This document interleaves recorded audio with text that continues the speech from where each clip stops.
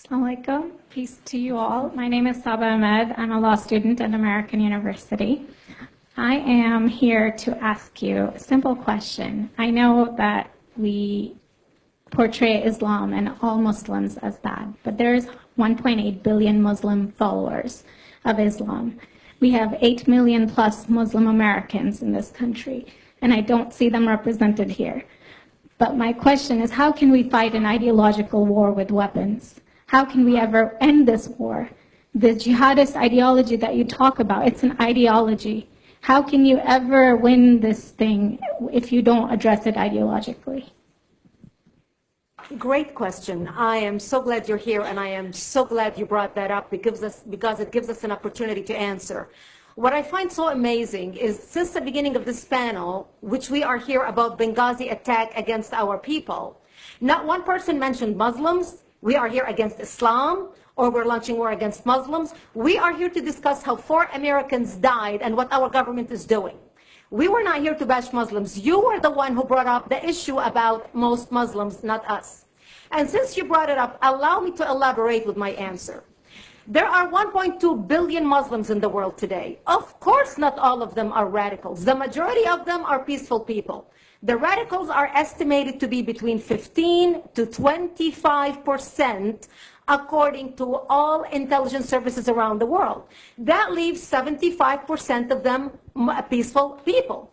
But when you look at 15 to 25% of the world Muslim population, you're looking at 180 million to 300 million people dedicated to the destruction of Western civilization. That is as big as the United States. So why should we worry about the radicals, 15 to 25%? Because it is the radicals that kill. Because it is the radicals that behead and massacre. When you look throughout history, when you look at all the lessons of history, most Germans were peaceful. Yet the Nazis drove the agenda. And as a result, 60 million people died. Almost 14 million in concentration camps. 6 million were Jews. The peaceful majority were irrelevant. When you look at Russia, most Russians were peaceful as well. Yet the Russians were able to kill 20 million people. The peaceful majority were irrelevant. When you look at China, for example, most Chinese were peaceful as well. Yet the Chinese were able to kill 70 million people. The peaceful majority were irrelevant. When you look at Japan prior to World War II, most Japanese were peaceful as well. Yet Japan was able to butcher its way across Southeast Asia, killing 12 million people, mostly killed with bayonets and shovels. The peaceful majority were irrelevant. On September 11th in the United States, we had 2.3 million Arab Muslims living in the United States.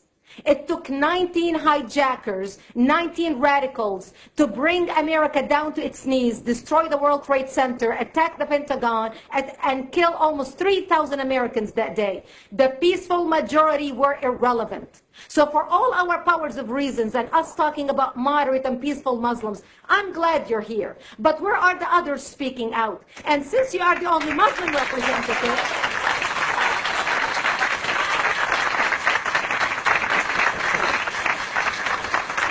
applause till the end.